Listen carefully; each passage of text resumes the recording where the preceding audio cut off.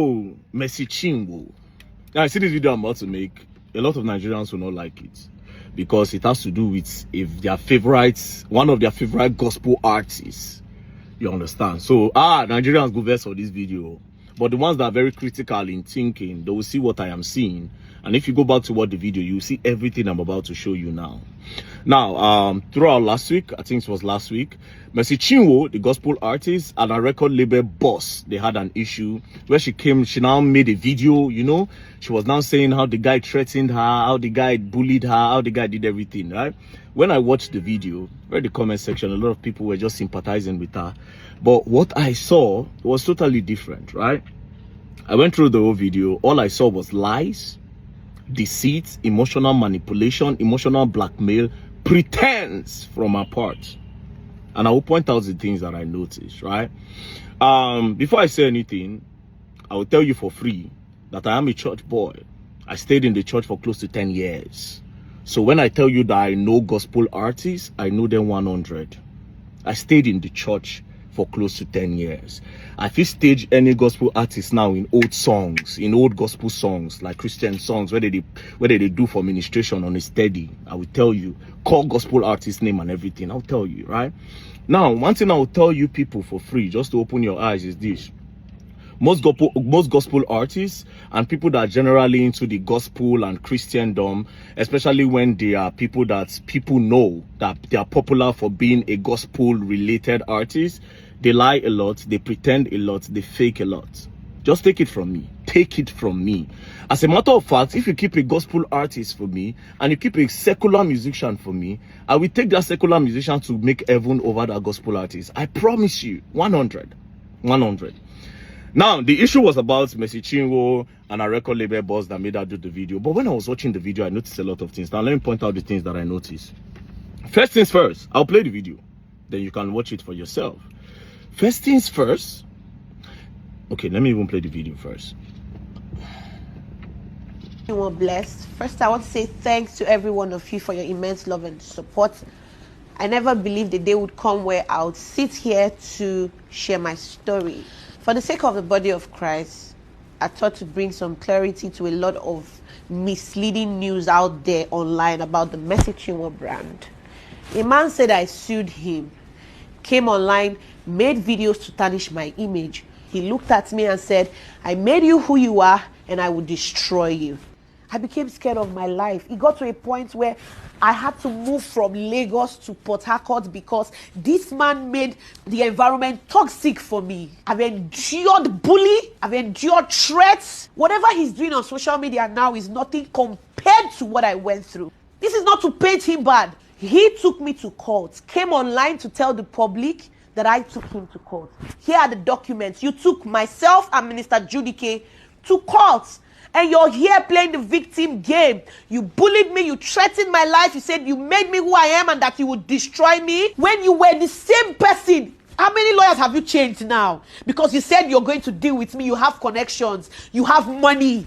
What did I do? What have I done to you? I took you as a father. I was once your backup singer. I served you diligently. We signed a management contract in 2017. As we progressed, you tried to convince me to sign a 12-year contract, which I said no. Since then, you started acting funny, always toxic because I did not extend the contract. Immediately after my contract, I discovered you forged a new contract. Please tell the world what happened to the 2017 and the 2019 contract. You seized my royalties for 2 years. You're a bully. You're an oppressor. One of my major crimes was when I did a song with Pastor Nathaniel Bassi. Because this man hates Pastor Nathaniel Bassi, you went as far as sponsoring fake news about an innocent child, my son, and you said my son was not my son. And you paid bloggers because you hate Pastor Jerry Eze. You won't want me to go for his events. The people you fight, I must fight them with you. And when I ask you questions, why don't you like them? You start harassing me. Because he had threatened me countlessly. You said you made me who I am and you have the power to destroy me. You are not God and you cannot destroy me. You have bloggers. I have God. The worst you can do is what you are doing. Like I said, what I went through working with you is nothing compared to what you are doing.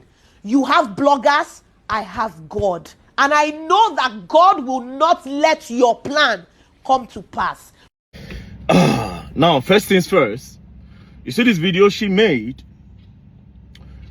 If you watch the video closely, you will notice that they do break and quench. They do cut and join in the video more than 20 times. That means they recorded this video more than 15-20 times. They did different cuts along the way.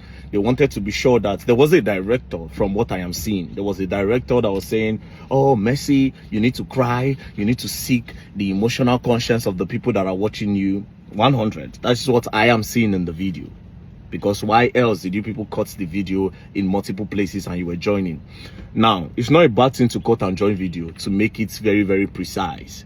But here's the problem with it. If somebody is expressing their emotions, they don't cut it. Somebody cannot express an emotion, then you cut it, and the person will still be in that mood to express. You break the emotions and you break the mood. So it only means that these people came prepared. They came there, they sat down and they made the video. When it was time for her to cry, she cried. Now, if you go back to the video again, you will notice that even after she cried, the initial part of the video, they brought it back and added it towards the end. So the tears part was cut in half. Now, if you listen to our words, they were also not aligning. They were break and quench. But that's by the way. Secondly, this is another thing I noticed. I'll tell you the two important things, right? Now, she said that former record label boss took her to court first. Then she presented one paper. I will read from what I'm saying. It looks truly that between AZ Concepts and Mercy Chinwo. So it was AZ Concepts that actually took this to court. But when I looked at the number 4 of the prayer, it says that sometimes in early 2022, the respondent approached requested she wanted ownership of her music catalog. Other artists such as Nathaniel Bassey, Choma Jesus, with their music catalog in turn. It took time to educate her that. So basically what I understand from this is that Mercy Chinwo walked up to the record label one day to say, I want my music catalog, which was a problem because record label don't give you your catalog. Call Don Jazzy, call all the biggest record label owners in the world. They will tell you they don't give the musician the catalog. That's what even caused problem between Mohbad and Naira Marley. That's their major problem. But that's by the way. So she's saying that this person took her to court. It is because she tried to pressure him. From what I'm seeing now, she tried to pressure him to give her the music catalog by a lot of means. And maybe the guy felt pressure and that some money influence was behind that. That's why he took the matter to court. This is my observation. It might be false. Do you understand? That's number 1. Number 2, on the issue of forgery. Mercy mentioned that there was forgery. Now, I don't agree that there's forgery from the evidence that she presented because forgery are usually perfect. They will not even know. They will not see any mistake in forgery. Now, what I'm seeing and what I'm showing you on the screen doesn't look like forgery. It looks like there was a mistake in the documents and they tried to correct that mistake. And after they corrected it, it looks like Mercy Chinwo and the record label boss were both present. That is the only explanation of the 2 signatures that are on this date. As you can see, date 5th day of September 2017. Now, if you look at this thing well, it looks like they wrote 2015, and when they realized, they decided to correct it to 2017. That's what I can see. It might not be true.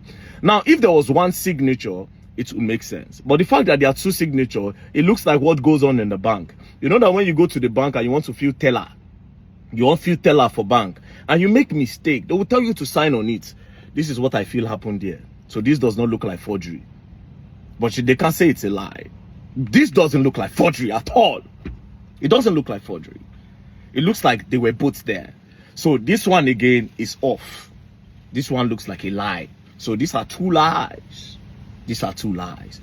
Now, the last part. You see the part where she was bringing in Jerry Eze. The guy does not like Nathaniel Bassey and all that. That the guy went to go and pay money for people to say the baby looks like Nathaniel Bassey. That is emotional manipulation and emotional blackmail. Because when that thing was trending then, when people were saying that the child looks like Nathaniel Bassey, I can remember that you people arrested someone. The person confessed that it was this guy that told him to do that. And during the time that the thing was happening, why didn't you come out to mention that, point out to see it was this guy? Why is it now full time? And do you have proof that it was this guy that actually paid bloggers to post that your child look like Nathaniel Bassey. That's another thing. Now, where I fear Messi Chinwo, where I take fear, I want to come out. Now, when she bring Jerry Eze into it, what was Jerry Eze doing there? One thing. Jerry Eze has a large crowd of Gen Zs and a lot of new generation people watching him, and they love him.